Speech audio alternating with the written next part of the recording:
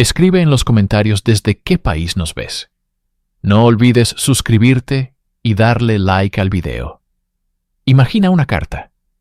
Una carta llena de promesas de amor eterno, escrita a una mujer solitaria, que solo anhela compañía. Ahora imagina que el hombre detrás de esa pluma no es un príncipe azul, sino un depredador, y que a su lado, una mujer corpulenta y celosa observa cada palabra, esperando su turno para actuar. No eran amantes buscando un futuro, sino una macabra sociedad de caza. En los sótanos de sus víctimas, el amor se convertía en un martillo y la confianza en una tumba de cemento.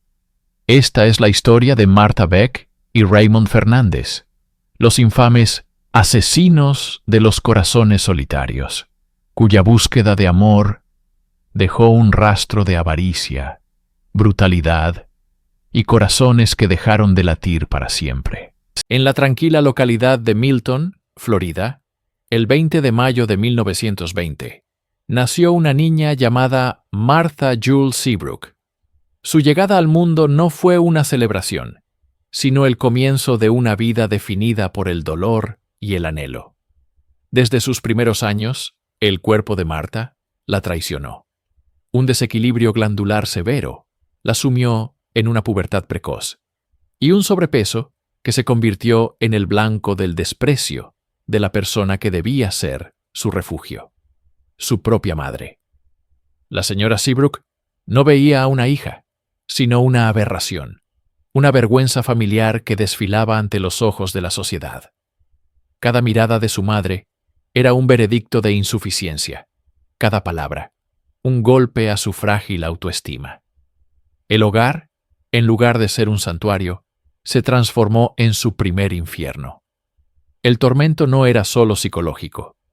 En la penumbra de esa casa, Martha alegaría más tarde haber sufrido el más oscuro de los secretos familiares, el abuso sexual a manos de su propio hermano. Cuando, con el valor que solo la desesperación puede invocar, confesó el horror a su madre, no encontró consuelo ni protección. Encontró la culpa. Su madre la acusó a ella, a la víctima, de haberlo provocado, de ser la seductora. Este acto de traición final cimentó en el alma de Martha una creencia tóxica. Era fundamentalmente indigna de ser amada, un objeto de desprecio cuya única existencia era causar dolor. Esta infancia no solo la hirió, la moldeó. Forjó en ella un vacío tan inmenso que su vida entera se convertiría en una búsqueda frenética y desesperada por llenarlo.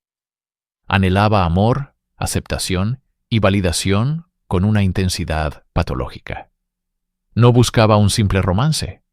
Buscaba una fusión total, una devoción que borrara las cicatrices del rechazo materno y la brutalidad de su hermano. El mundo le había enseñado que era monstruosa y en su mente solo un amor de proporciones épicas, un amor que lo consumiera todo, podría redimirla. Las semillas de la tragedia ya estaban plantadas en el suelo fértil de su niñez, esperando a la persona equivocada para hacerlas germinar. A miles de kilómetros de la sofocante atmósfera de la infancia de Martha, en la exótica Hawái, nacía Raymond Martínez Fernández en 1914, de padres inmigrantes españoles. Su juventud fue, en gran medida, anodina, la de un hombre común que buscaba su lugar en el mundo. Trabajó en la inteligencia británica y más tarde se unió a la Marina Mercante Española. Una vida de viajes y anonimato que no presagiaba la oscuridad que estaba por desatarse. Pero el destino, o quizás una cruel casualidad, tenía un plan diferente para Raymond. Mientras trabajaba a bordo de un carguero cerca de Curazao, ocurrió el incidente que lo cambiaría todo. Una escotilla de acero pesado, que se soltó de sus goznes, se desplomó desde lo alto, impactando directamente en su cabeza. El golpe fue devastador. Sufrió una fractura de cráneo y una lesión cerebral traumática severa, específicamente en el lóbulo frontal, el centro de control de la personalidad, el juicio y los impulsos. Pasó meses en el hospital, pero el hombre que salió no era el mismo que había entrado. Algo fundamental se había roto en su interior. Sus amigos y familiares notaron un cambio alarmante. El Raymond afable y tranquilo había desaparecido, reemplazado por un individuo volátil, propenso a ataques de ira inexplicables y una profunda apatía. Pero junto con esta nueva inestabilidad, surgió algo más siniestro, un carisma extraño y magnético. Desarrolló una habilidad casi hipnótica para encantar y manipular a quienes lo rodeaban. Tras el accidente, Raymond se sintió alienado del mundo y se sumergió en el estudio del vudú y la magia negra. No lo hizo por fe, sino como una herramienta. Creía que estos rituales le otorgaban poder sobre los demás, particularmente sobre las mujeres. Comenzó a usar sus conocimientos ocultos y su nueva y perturbadora personalidad para llevar a cabo pequeños hurtos y estafas. El accidente no solo le había dañado el cerebro, había desatado al monstruo que yacía latente. Había borrado las líneas entre el bien y el mal, reemplazando la empatía con un egoísmo depredador. Raymond Fernández ya no era una víctima de un trágico accidente. Se había convertido en un cazador, perfeccionando el arte de la seducción y el engaño, esperando el momento adecuado para encontrar presas más grandes. La década de 1940 en Estados Unidos fue una era de profundas contradicciones. Mientras el país celebraba la victoria en la Segunda Guerra Mundial, una epidemia silenciosa se extendía por los hogares de la nación. La soledad. Millones de hombres no habían regresado del frente, dejando atrás a viudas, novias y hermanas en un mundo que aún valoraba el matrimonio como el principal destino de una mujer.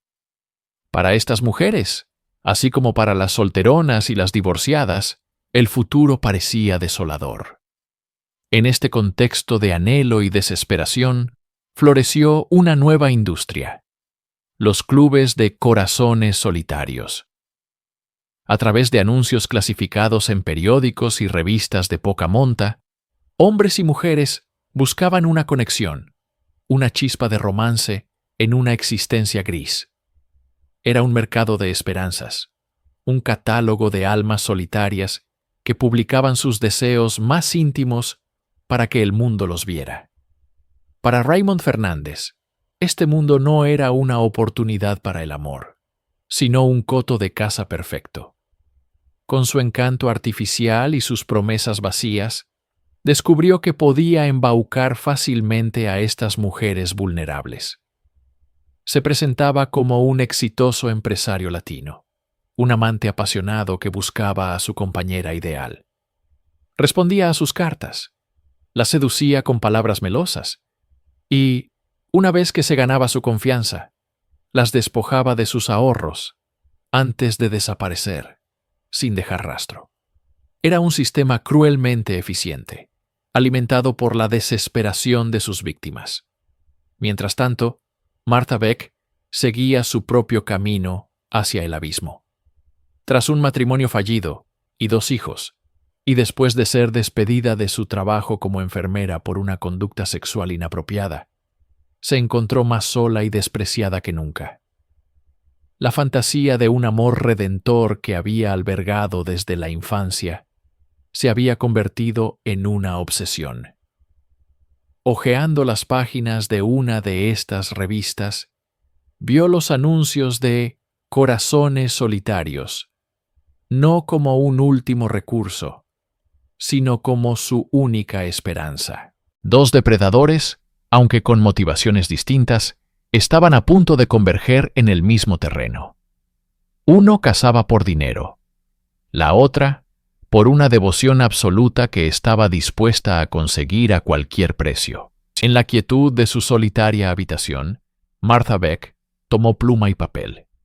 Sus dedos se movieron con una urgencia febril, llenando la página no solo con palabras, sino con la totalidad de su desesperación y sus fantasías más febriles. La carta que escribió en respuesta a un anuncio de un tal Charles Martin, uno de los muchos alias de Raymond Fernández, era diferente a las demás. No era la misiva tímida de una solterona esperanzada. Era un torrente de pasión, una confesión de un alma hambrienta, que prometía una devoción incondicional y absoluta al hombre que la eligiera. Cuando Raymond recibió la carta de Marta, algo en su prosa extravagante y casi poética capturó su atención de estafador. Había leído cientos de cartas de mujeres solitarias, pero ésta vibraba con una intensidad que lo intrigaba. Sintió que no estaba tratando con una víctima pasiva, sino con una fuerza de la naturaleza, una mujer cuyo anhelo de amor era tan depredador como su propia codicia. La correspondencia entre ellos fue breve, pero explosiva. En cuestión de días, pasaron de formalidades a confesiones íntimas. Raymond, el maestro manipulador, se vio extrañamente desarmado por la honestidad brutal de Marta. Ella le habló de su soledad, de su cuerpo, de su sensación de ser un monstruo. Él, a su vez, sintió que podía revelarle fragmentos de su propia oscuridad. Finalmente, organizaron un encuentro. Cuando Marta vio a Raymond por primera vez, no vio al hombre calvo y de aspecto algo torpe que era en realidad. Vio al apuesto amante latino de sus sueños, la encarnación de todas sus esperanzas. La conexión fue instantánea y eléctrica. No era amor, era algo más primario, un reconocimiento. Dos almas fracturadas y narcisistas se encontraron y vieron en el otro el reflejo perfecto de sus propias partes más oscuras. La prueba definitiva llegó cuando Raymond, quizás para probar sus límites, le confesó su verdadera profesión. Era un estafador que se aprovechaba de viudas solitarias. Esperaba miedo, indignación, rechazo. En cambio, vio cómo los ojos de Marta se iluminaban con una excitación febril. No solo lo aceptó, sino que lo celebró. En su mente retorcida, esto era la prueba definitiva de su vínculo. Él le había confiado su secreto más oscuro, y ella lo había abrazado. Para Marta, esto era más íntimo que cualquier acto físico. En ese momento, ella juró su lealtad eterna. Haría cualquier cosa por él. Se convertiría en cualquier cosa para él, con tal de no perder jamás a ese hombre. Se presentaría como su hermana para no ahuyentar a las víctimas. La alianza estaba sellada. Los asesinos de los corazones solitarios acababan de nacer. La unión de Martha Beck y Raymond Fernández no fue una simple asociación criminal. Fue la fusión de dos patologías en una entidad singular y monstruosa. Al regresar a Nueva York, se enfrentaron a una realidad ineludible. El carisma de Raymond era su único capital, pero la presencia de Marta era un obstáculo insalvable para sus estafas. Ninguna mujer solitaria entregaría sus ahorros a un hombre que viajaba con una amante tan evidente. La solución que idearon fue tan perversa como ingeniosa. Un engaño que se convertiría en su macabra tarjeta de presentación. A partir de ese momento, Martha Beck no sería la amante, sino la hermana de Raymond. Esta farsa les abría las puertas de los hogares de sus víctimas, permitiéndole a Marta supervisar cada movimiento, cada palabra, cada mirada. Ella era la guardiana del pacto, la celadora de un amor que no toleraba competencia. El plan era sencillo en su crueldad. Raymond, con su encanto latino y sus cartas poéticas, seduciría a viudas y solteras, adineradas a través de los anuncios de corazones solitarios. Una vez ganada su confianza, Marta entraría en escena como la hermana abnegada, creando una falsa atmósfera de respetabilidad familiar. Juntos, convencerían a la víctima de entregarles su dinero antes de desaparecer. Pero este pacto tenía una cláusula no escrita, dictada por la psique posesiva de Marta. Raymond podía seducir, pero no consumar. Podía prometer amor, pero no entregarlo. Cada gesto de afecto hacia sus víctimas era una actuación monitoreada por los ojos vigilantes de Marta. Si Raymond cruzaba la línea, si mostraba un atisbo de genuina conexión, o si la víctima se volvía demasiado demandante, la furia de Marta se desataba. Sus celos no eran una simple emoción, eran el motor de la violencia, el catalizador que transformaría sus estafas en una serie de asesinatos brutales. Lo que comenzó como un plan para robar se convirtió en un ritual de sangre, donde cada víctima no solo era despojada de sus bienes, sino también castigada por el pecado de amar a Raymond. Su apartamento se convirtió en el laboratorio de este experimento mortal, el lugar donde ensayaban sus roles y afilaban las garras de su trampa. Estaban listos. El mundo de las mujeres solitarias de la posguerra, un mundo lleno de anhelos y vulnerabilidad, se convertiría en su coto de caza privado. Janet Fay, de 66 años, era una mujer cuya vida había sido definida por la discreción y la soledad. Viuda y residente de Albany, Nueva York, anhelaba una última chispa de compañía en el crepúsculo de su existencia. Como tantas otras, recurrió a las columnas de corazones solitarios, un faro de esperanza en un mar de silencio. Fue allí donde su camino se cruzó fatalmente con el de Raymond Fernández. Las cartas de Raymond eran un bálsamo para su alma solitaria. Hablaban de un futuro compartido, de viajes y de un hogar lleno de calidez. Cuando finalmente se conocieron, Raymond era todo lo que había prometido: un caballero cortés, atento y rebosante de un encanto exótico. Poco después, le presentó a su hermana, Marta. La presencia de Marta, robusta y aparentemente sencilla, tranquilizó a Janet. Parecía la confirmación de que Raymond era un hombre de familia, un hombre de bien. El engaño funcionó a la perfección. Janet Fay, con el corazón lleno de una ilusión tardía, los invitó a su casa. Les abrió no solo su puerta, sino también su vida y sus finanzas.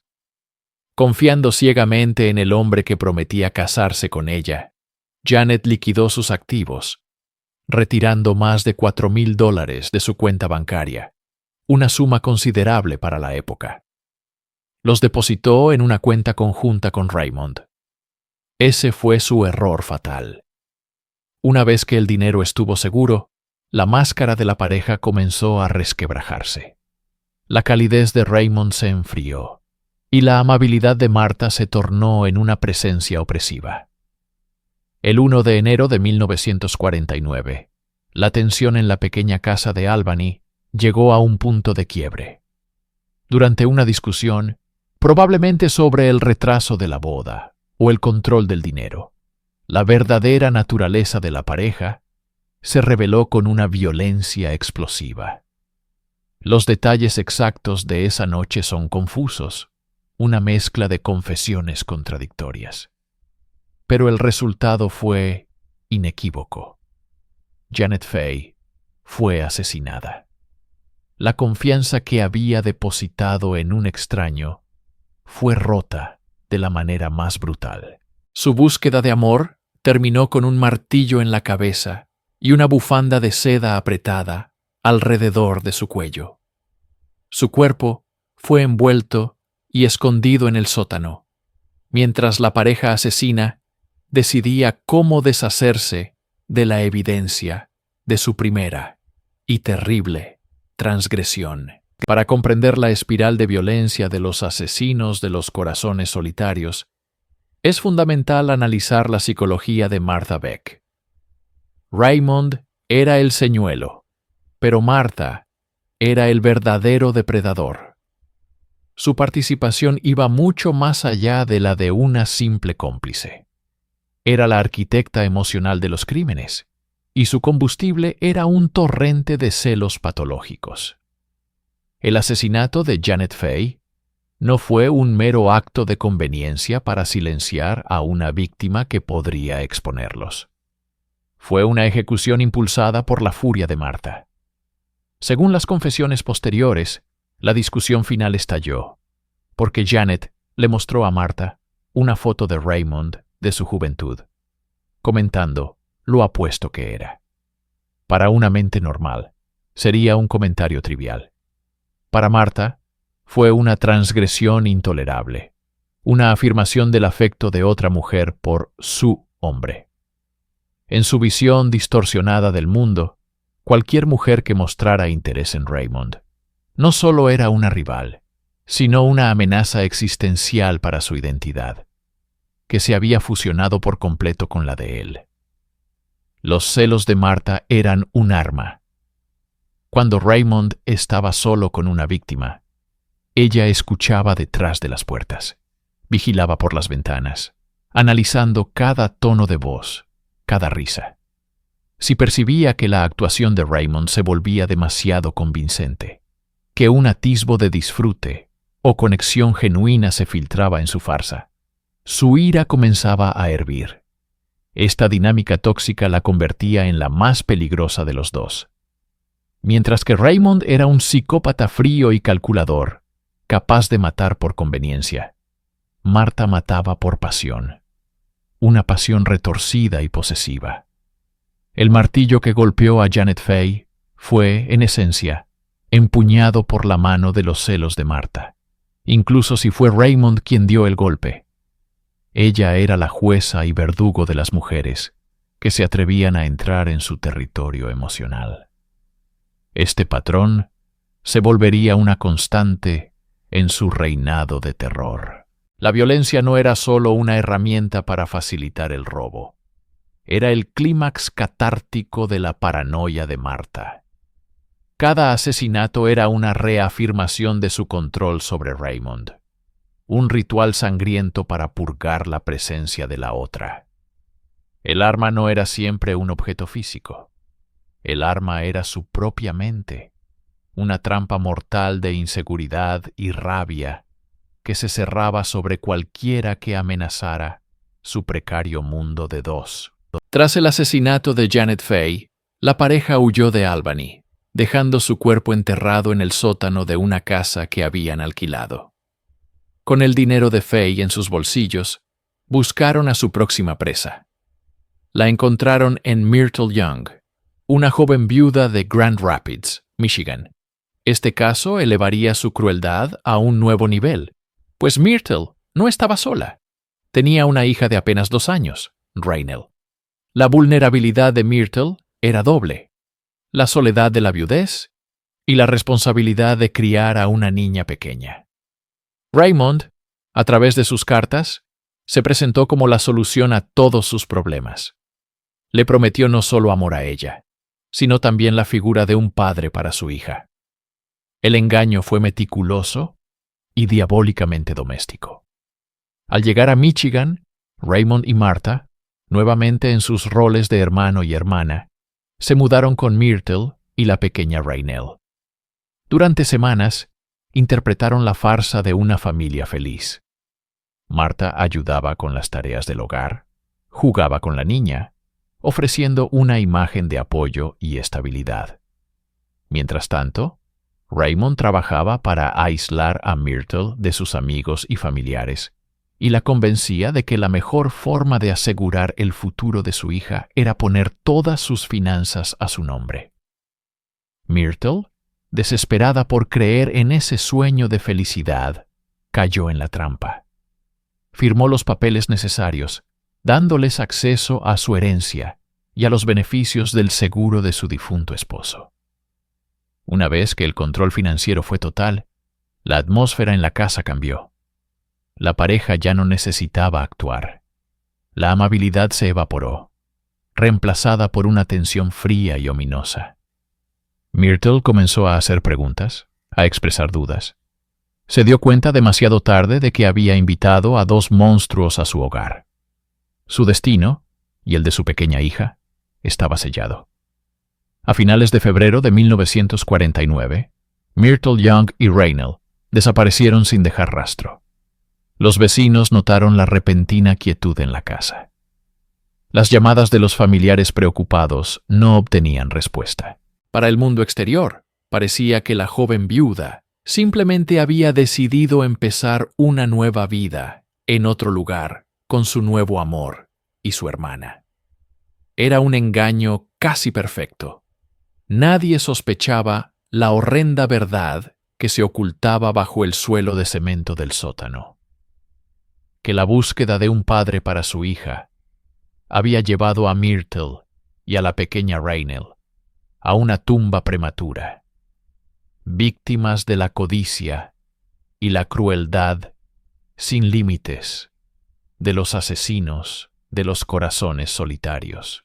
Tras la estela de muerte que dejaron en Nueva York, Raymond y Martha necesitaban un nuevo comienzo, un nuevo coto de casa. Su siguiente destino fue Grand Rapids, Michigan. Para el mundo exterior, eran simplemente Raymond y Martha Fernández, un hermano y una hermana que se cuidaban mutuamente. Esta era la coartada perfecta, una mentira cuidadosamente elaborada, que les permitía infiltrarse en la vida de su próxima víctima sin levantar sospechas. Martha, con su imponente presencia y su aparente devoción fraternal, actuaba como un escudo y una validadora para Raymond. Él, a su vez, podía desplegar su encanto superficial, su falsa promesa de amor y compañía, sabiendo que su celosa amante estaba siempre cerca, observando, controlando. Esta dinámica era la clave de su éxito. Martha no era solo una cómplice, era la directora de la orquesta macabra. Su inteligencia y su falta de escrúpulos le permitían manejar cada detalle de su vida doble. Podían alquilar una casa, interactuar con los vecinos, hacer las compras y proyectar una imagen de absoluta normalidad. Nadie podría imaginar que detrás de las paredes de su hogar, esta pareja compartía una cama y una obsesión patológica, unidos por un pacto de sangre y secretos. La tensión psicológica en su relación era palpable. Cada carta que Raymond escribía a una nueva mujer era dictada o supervisada por Martha. Cada encuentro era una actuación en la que ambos desempeñaban su papel a la perfección. Pero bajo la superficie, la paranoia de Martha crecía. Su miedo a ser abandonada por Raymond la convertía en una guardiana implacable, y su odio por las mujeres que caían en sus redes se intensificaba con cada nueva conquista. Vivían en un estado de alerta constante, un equilibrio precario entre la fachada que presentaban al mundo y la monstruosa realidad de su existencia. Esta normalidad artificial era su arma más poderosa, el camuflaje que les permitía acercarse a sus presas, desarmarlas con amabilidad y llevarlas a un lugar donde nadie podría oír sus gritos. Y en Michigan, una joven viuda llamada Delphine Downing y su pequeña hija estaban a punto de descubrir la terrorífica verdad que se ocultaba tras la puerta de sus nuevos vecinos. Delphine Downing era una mujer marcada por la tragedia. A sus 41 años, había enviudado recientemente y se encontraba sola, a cargo de su hija de apenas 2 años, Raynell. Residente en Grand Rapids, Michigan, Delphine anhelaba la seguridad y el afecto que la vida le había arrebatado. Fue en esa vulnerabilidad donde Raymond Fernández encontró la grieta perfecta para entrar. A través de la correspondencia de un club de corazones solitarios, él se presentó como un hombre de negocios español, encantador y comprensivo, la respuesta a sus plegarias. Sus cartas, cuidadosamente elaboradas bajo la atenta mirada de Martha, prometían un futuro de felicidad y estabilidad. Cuando Raymond finalmente llegó a Michigan, no vino solo. Presentó a Martha como su hermana, una compañera de viaje inseparable. Para Delphine, la presencia de otra mujer fue inicialmente un alivio, una señal de respetabilidad.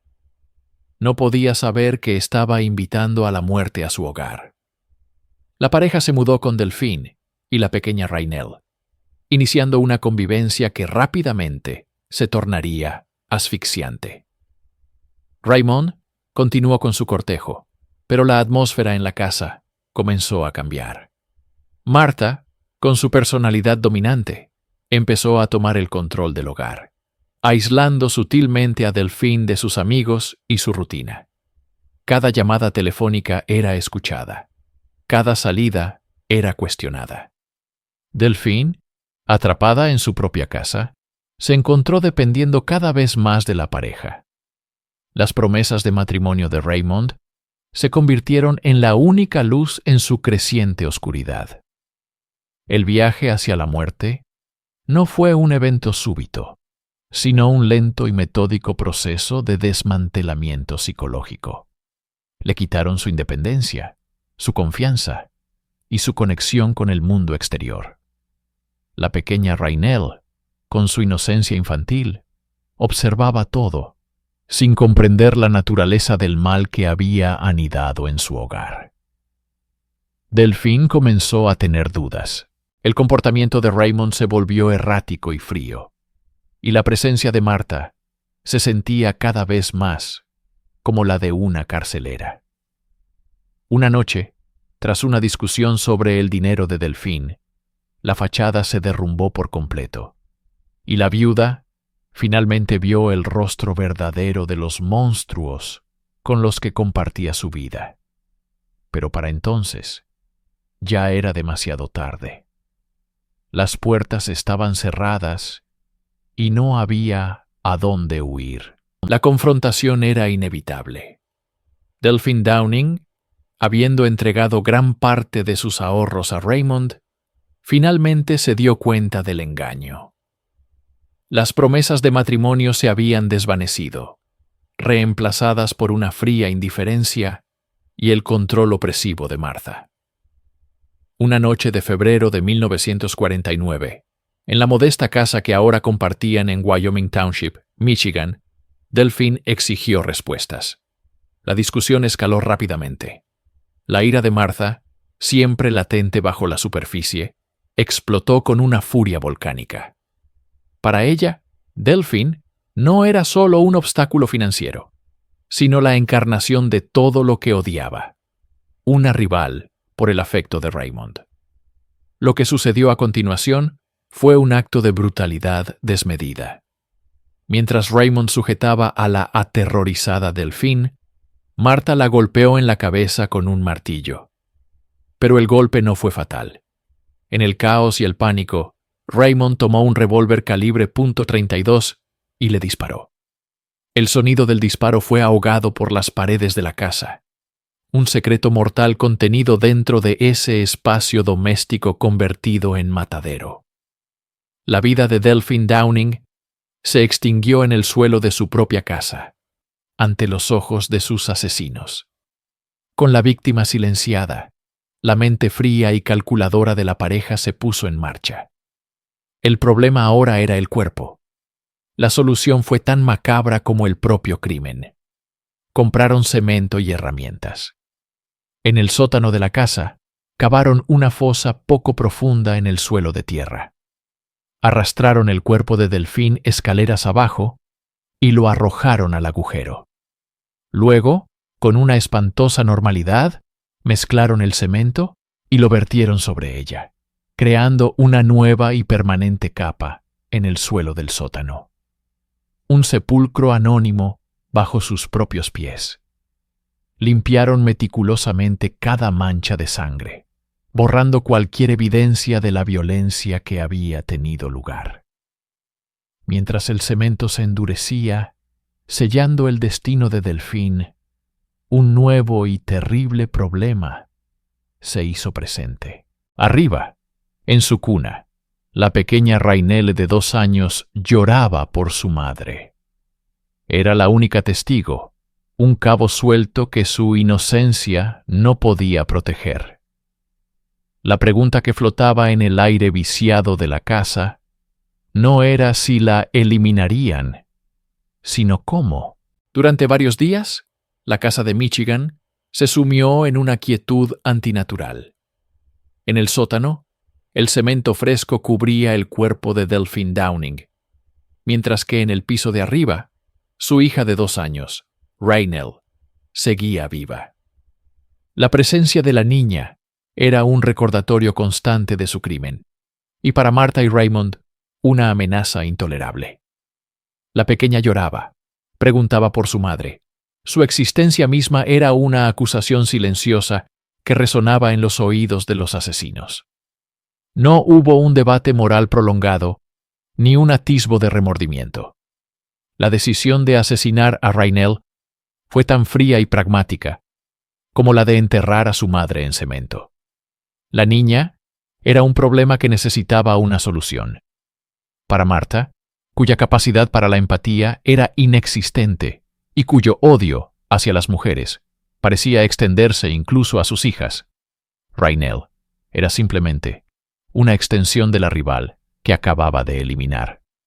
Para Raymond, la niña era un riesgo para su libertad, un obstáculo en su camino de depredación. La ejecución de este acto final de barbarie fue tan metódica como brutal. No querían el ruido de un disparo, ni la evidencia de un golpe. Eligieron el agua. Llevaron a la pequeña Raynell al baño. Allí, en un gran cubo de metal lleno de agua, la ahogaron. Fue un acto silencioso, íntimo y absolutamente monstruoso. La lucha de una niña de 2 años por su vida, extinguida por las mismas manos que días antes le habían ofrecido comida o la habían arropado en su cuna. Su pequeño cuerpo fue llevado al mismo sótano donde yacía su madre. Cavaron otro agujero en la tierra, junto a la tumba de cemento, y la enterraron. Madre e hija, reunidas en la muerte en una tumba anónima y profana, víctimas de la misma depravación. Con la tierra cubriendo a Raynell, un silencio definitivo cayó sobre la casa. Raymond y Martha habían borrado a toda la familia Downing.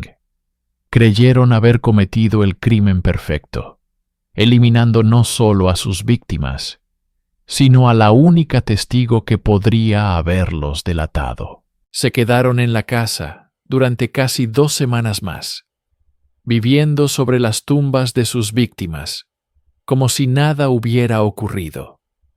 Para ellos, era simplemente el final de un negocio y el comienzo del siguiente. La muerte de Janet Fay no fue una aberración, sino el establecimiento de un protocolo. Una vez que Raymond y Martha cruzaron el umbral del asesinato, descubrieron que era una solución terriblemente eficaz para 2 problemas persistentes: los testigos y la impaciencia. El dinero de Fay les proporcionó un respiro temporal, pero su apetito por una vida de lujos era insaciable. La estafa ya no era suficiente. Se había convertido en un preludio necesario para la eliminación. El patrón se había forjado en la sangre: seducir, aislar, robar y finalmente borrar. Cada nueva víctima era seleccionada con el mismo criterio depredador, buscando mujeres solitarias con ahorros sustanciales y pocos lazos familiares que pudieran hacer preguntas incómodas.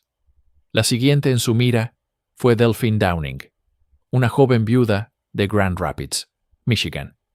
Con ella, la crueldad de la pareja alcanzaría un nuevo y espantoso nivel. Delphine no estaba sola. Tenía una hija de 2 años, Raynell. Para Raymond, la niña era un simple obstáculo.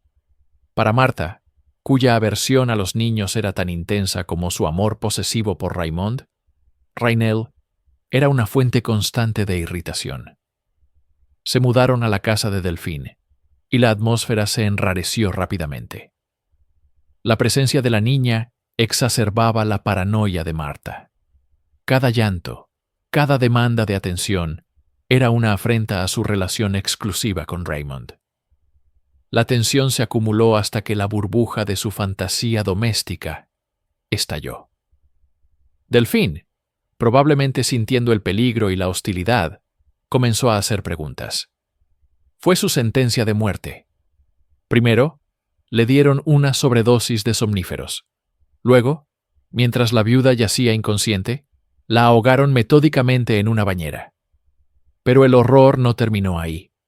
Rainelle, la pequeña, lloraba por su madre. Su llanto, un sonido inocente de angustia, se convirtió en el martillo final para la fracturada psique de Martha. En un acto de depravación casi inimaginable, la pareja llevó a la niña al sótano y la ahogó en un balde de agua. Enterraron ambos cuerpos bajo el suelo de cemento, creyendo que su secreto estaba a salvo. Vivieron sobre las tumbas de sus víctimas durante días, la avaricia habiendo extinguido hasta el último vestigio de humanidad. La arrogancia es el talón de Aquiles de muchos criminales, y para Raymond y Martha, su descaro fue su perdición. Tras el doble asesinato de Delphine y Rainelle Downing, la pareja no huyó. En cambio, se instalaron en la casa de su víctima, una decisión que demuestra un desprecio escalofriante por el riesgo y una fe ciega en su propia invulnerabilidad. Durante casi una semana, vivieron entre las posesiones de Delphine, durmieron en su cama y comieron en su cocina. Todo mientras los cuerpos de madre e hija se descomponían bajo sus pies en el sótano. Pero una comunidad unida es un enemigo formidable para el secreto. En el tranquilo barrio de Grand Rapids, la desaparición repentina de una joven viuda y su hija pequeña no pasó desapercibida. Los vecinos, acostumbrados a ver a Delphine y a la pequeña Rainelle, empezaron a preocuparse. Las cortinas permanecían cerradas a deshoras, el coche no se movía, y lo más inquietante, un hombre y una mujer desconocidos eran ahora los únicos ocupantes de la casa. Las sospechas se convirtieron en alarma. Un vecino particularmente observador, Charles Mason, notó que las luces de la casa ardían día y noche y que la pareja parecía nerviosa, casi atrincherada. La ausencia total del llanto o la risa de una niña pequeña era un silencio ensordecedor. Raymond, con su encanto superficial, intentó calmar las preguntas iniciales con una historia poco convincente. Delphine se había ido de viaje repentinamente. Pero la mentira era frágil. ¿Por qué se iría sin despedirse, sin hacer arreglos para su correo, sin llevarse a su amada hija? Cada detalle incongruente era un hilo suelto en el tejido de su engaño. El error fatal no fue un solo acto, sino una acumulación de descuidos nacidos de la soberbia. Creían que, al eliminar a la víctima, eliminaban todas las preguntas. No contaron con la vigilancia de una comunidad que se preocupaba, con la simple curiosidad humana que se niega a aceptar una explicación ilógica. Fue la persistencia de estos vecinos, su negativa a ignorar su instinto, lo que finalmente los obligó a levantar el teléfono y hacer la llamada que pondría fin al reinado de terror de los asesinos de los corazones solitarios. La policía estaba en camino. Cuando los oficiales de policía de Wyoming Township, un suburbio de Grand Rapids, llegaron a la casa de Delphine Downing el 28 de febrero de 1949. Esperaban realizar una simple verificación de bienestar. No tenían idea de que estaban a punto de abrir una puerta al infierno. Fueron recibidos por Raymond Fernández, quien, fiel a su estilo, intentó desplegar su encanto y tejer una red de mentiras. Afirmó ser el hermano de Delphine, explicando que ella y su sobrina se habían ido de viaje a Chicago.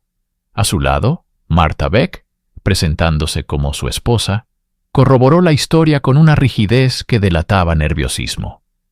Pero los oficiales, alertados por los vecinos, Eran escépticos. La historia tenía demasiadas fisuras. Al presionar, Raymond cambió su versión, admitiendo que no era el hermano de Delphine, sino su prometido. Esta contradicción fue la primera grieta en su fachada. Los oficiales pidieron permiso para registrar la casa. La pareja, atrapada y sin una excusa plausible para negarse, accedió a regañadientes. El interior de la casa era opresivo. Un desorden apenas disimulado y un leve pero persistente olor dulzón flotaban en el aire. Los policías se movieron metódicamente por las habitaciones hasta que llegaron al sótano. Allí, la evidencia era innegable. En un rincón, una gran mancha de cemento fresco destacaba contra el suelo viejo y polvoriento. Era una cicatriz en la tierra, un monumento silencioso a un acto terrible. No se necesitaron más preguntas. Los oficiales sacaron sus picos y palas y comenzaron a romper el concreto. Primero, descubrieron una maleta. Dentro, envuelto en una manta, estaba el pequeño cuerpo de Raynell Downing. Poco después, desenterraron el cadáver de su madre, Delphine. En ese momento, la farsa terminó. Raymond Fernández y Martha Beck fueron arrestados en el acto. Las crónicas de la época describen a Martha como desafiante, casi furiosa por la interrupción. Raymond, por otro lado, pareció desmoronarse, su máscara de confianza hecha añicos ante la cruda realidad de su captura. Mientras los sacaban esposados de la casa, una multitud de vecinos se había congregado, sus peores temores confirmados de la manera más macabra. La gira sangrienta de los asesinos de los corazones solitarios había llegado a su fin, no en una llamarada de gloria, sino en un sótano sucio de Michigan. Separados en salas de interrogatorio contiguas, el pacto de silencio y lealtad entre Raymond y Martha se evaporó bajo la presión de la ley. Sin la presencia dominante de Martha, Raymond se transformó. El seductor seguro de sí mismo se convirtió en un hombre desesperado por salvar su propia vida, dispuesto a sacrificar a cualquiera, incluso a la mujer por la que afirmaba sentir un amor trascendental. Su confesión fue un ejercicio de autopreservación. Admitió las estafas, los engaños y los robos, pintándose a sí mismo como un simple estafador que se vio arrastrado a la violencia por una amante celosa e incontrolable. Según Raymond, era Martha quien odiaba a las otras mujeres, Martha quien insistía en su eliminación. Él, afirmó, solo había sido un participante reacio, un hombre débil, subyugado por una voluntad más fuerte y asesina. Era una narrativa cobarde, diseñada para desviar la culpa y presentarse como una víctima más de la obsesión de Martha. Mientras tanto, en la habitación de al lado, Martha Beck contaba una historia muy diferente. Lejos de negar su participación, la abrazó. Su confesión fue torrencial, detallada y completamente desprovista de remordimiento. Habló de los asesinatos con una franqueza escalofriante, como si describiera tareas domésticas. Para ella, los asesinatos no eran crímenes, sino actos de amor, medidas necesarias para proteger su relación con Raymond.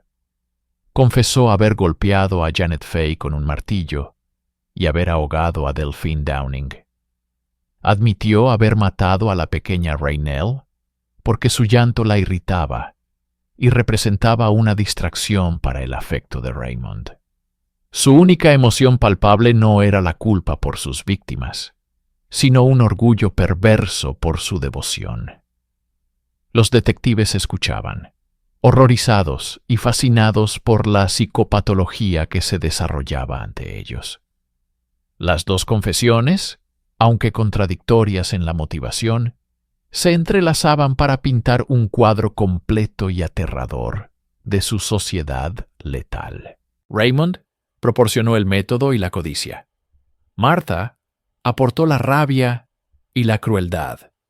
Juntos, eran imparables. Al final de los interrogatorios, la policía de Michigan no solo tenía la solución a los asesinatos de los Downing, sino que también se dio cuenta de que habían capturado a una de las parejas de asesinos en serie más depravadas de la historia de Estados Unidos. El juicio de Raymond Fernández y Martha Beck, que comenzó en el verano de 1949, no fue simplemente un procedimiento legal. Fue una tormenta mediática, un espectáculo macabro que capturó la mórbida fascinación de una nación. La sala del Tribunal del Bronx se convirtió en el epicentro de un circo, con reporteros de todo el país compitiendo por los detalles más escabrosos y fotógrafos luchando por capturar la imagen que definiría el caso.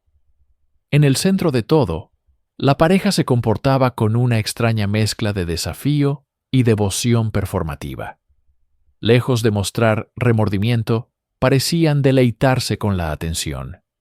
Martha, con su imponente figura y su mirada desafiante, a menudo interrumpía los procedimientos, mientras que Raymond, más pasivo, la observaba con una adoración casi perversa.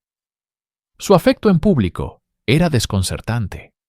Se tomaban de la mano, se susurraban al oído y se lanzaban miradas que, para el público, eran la prueba de un amor tan profundo como depravado.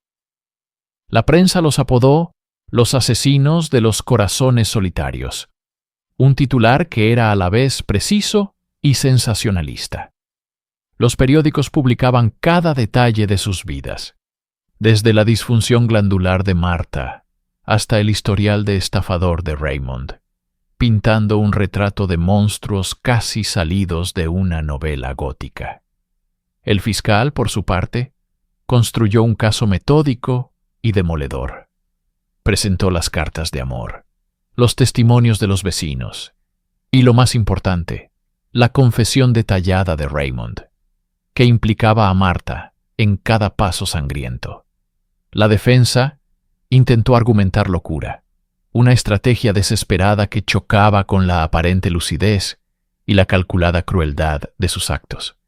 Sin embargo, para los espectadores que abarrotaban la sala y para los millones que seguían el caso en los periódicos, el juicio no trataba tanto de la culpabilidad, que parecía evidente, sino de entender la naturaleza de la unión entre esos dos seres. ¿Cómo podía el amor, o algo que se le parecía, convertirse en el catalizador de una violencia tan extrema? Mientras los abogados debatían y los testigos desfilaban, Martha y Raymond permanecían en su propia burbuja, un pacto sellado con sangre y obsesión, indiferentes al mundo que los juzgaba, unidos en su camino hacia la condena. Para comprender la espiral de violencia de los asesinos de los corazones solitarios, es imperativo descender a las oscuras profundidades de su psique compartida. La relación entre Martha Beck y Raymond Fernández no era una simple historia de amor criminal. Era una simbiosis tóxica, una fusión de dos patologías que por separado eran destructivas, pero que juntas crearon una fuerza letal. Los psicólogos que estudiaron el caso hablaron de un posible folie à deux, una locura compartida, donde una persona dominante impone sus delirios a una pareja más sumisa. En esta dinámica, Martha era, sin duda, la fuerza dominante. Su obesidad, su baja autoestima y una vida de rechazo habían cultivado en ella una necesidad patológica de control y validación. En Raymond, un hombre débil, vanidoso y con una brújula moral inexistente, encontró el recipiente perfecto para su voluntad. Él le ofrecía la ilusión de amor y aceptación que siempre había anhelado, y a cambio, ella le ofrecía la fuerza y la crueldad que él carecía para llevar sus estafas al siguiente nivel. Raymond era el señuelo, el encantador de serpientes que atraía a las víctimas a su red. Pero era Martha quien manejaba los hilos. Su celosía no era la de una amante despechada. Era una furia posesiva y aniquiladora. Cualquier mujer que mostrara el más mínimo afecto por Raymond no era vista como una rival, sino como una amenaza existencial que debía ser erradicada. Los crímenes no eran meramente por dinero. El componente financiero era casi secundario. Los asesinatos eran rituales de afirmación de su vínculo. Cada acto de violencia sellaba su pacto, eliminando cualquier posible intrusión en su mundo cerrado. Raymond, por su parte, parecía atrapado entre el miedo a Martha y una dependencia enfermiza. Es posible que su lesión en la cabeza hubiera afectado su juicio y control de impulsos, haciéndolo más susceptible a la manipulación.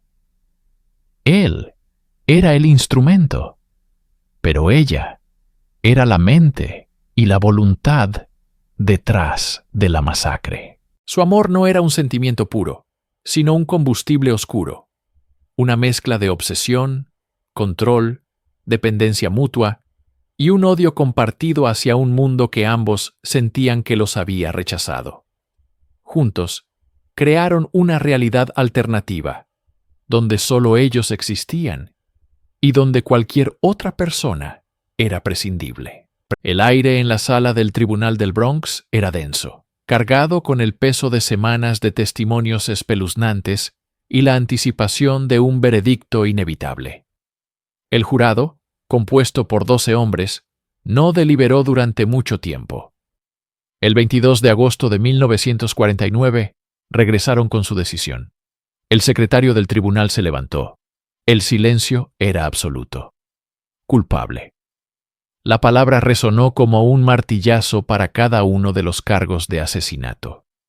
La reacción de la pareja fue tan extraña como su comportamiento durante todo el juicio. Raymond Fernández se desplomó ligeramente, su fachada de indiferencia finalmente resquebrajada. Pero Martha Beck permaneció impasible, casi desafiante, con una leve sonrisa en sus labios. Cuando el juez lo sentenció a morir en la silla eléctrica, ella se inclinó hacia Raymond y le susurró una promesa que los periodistas captaron. «No te preocupes, querido. Moriremos juntos». Fueron trasladados a la prisión de Sing Sing, un nombre sinónimo de la etapa final del sistema de justicia. Separados por primera vez desde que comenzaron su sangriento viaje, fueron confinados en celdas adyacentes en el corredor de la muerte. Su separación física no hizo más que intensificar su conexión epistolar. Se escribían cartas de amor apasionadas y delirantes, llenas de declaraciones de devoción eterna y fantasías sobre su reencuentro en el más allá. Martha escribía sobre cómo su amor era demasiado grande para este mundo, mientras que Raymond le respondía con promesas de lealtad hasta el último aliento. Estas cartas, que luego se hicieron públicas, ofrecieron una última y escalofriante visión de su psique compartida. Mientras sus abogados presentaban apelaciones que eran sistemáticamente rechazadas, la pareja se preparaba para su destino. En el corredor de la muerte, rodeados de otros hombres condenados, Martha se convirtió en una figura anómala, la única mujer en ese lúgubre pabellón. Su presencia era una constante recordatorio de la naturaleza inusual de sus crímenes. Los días se convirtieron en semanas y luego en meses, cada uno acercándolos más a la fecha fijada por el Estado. Su devoción no flaqueó. Se aferraron a ella como a un salvavidas en un océano de desesperación, convencidos de que su ejecución no sería un final, sino una trascendencia, el último y definitivo acto de su amor mortal. La noche del 8 de marzo de 1951 fue fría y húmeda en Ossining, Nueva York. Dentro de los muros de la prisión de Sing Sing, la atmósfera era solemne y cargada de una tensión casi eléctrica. Era la noche de la ejecución de los asesinos de los corazones solitarios. Todas las apelaciones habían sido agotadas. La clemencia había sido denegada. El capítulo final de su historia estaba a punto de escribirse con una descarga de 2000 voltios. A pesar de estar en celdas separadas, se les permitió un último intercambio de palabras. Sus voces, resonando en el silencioso corredor de la muerte, eran de una calma inquietante. No hablaron de miedo ni de arrepentimiento, sino de su amor. Raymond, siempre el más débil, parecía encontrar fuerza en las palabras de Martha. La tradición dictaba que las ejecuciones se llevaran a cabo en orden alfabético. Martha Beck sería la primera. Mientras los guardias la escoltaban hacia la cámara de ejecución, pasó por la celda de Raymond. Él gritó su nombre. Ella le respondió con una declaración que quedaría grabada en los anales del crimen. «Adiós, mi amor. Nos vemos en unos minutos». Sus últimas palabras oficiales, dirigidas a los testigos, fueron una proclamación final de su retorcida lealtad. Mi historia es una historia de amor. Pero solo aquellos torturados por el amor pueden entender lo que quiero decir. Minutos después, fue declarada muerta. Luego fue el turno de Raymond Fernández. Caminó hacia la misma silla, ahora vacía y ominosa. Estaba visiblemente tembloroso, pero su declaración final fue un eco de la de su amante, una última afirmación de su pacto mortal. «Quiero gritarlo. Amo a Martha. ¿Qué sabe el público sobre el amor?». Con esas palabras, el hombre que había engañado y asesinado en nombre de una obsesión, se reunió con ella en la muerte. La ejecución de la pareja marcó el final de una de las sagas criminales más extrañas de Estados Unidos. Juntos en la vida, en el crimen y finalmente en la muerte, su historia sigue siendo un testimonio escalofriante de cómo la soledad y la patología pueden fusionarse en una fuerza destructiva. Un amor tan poderoso que su única consumación posible era la aniquilación, tanto de otros como de ellos mismos.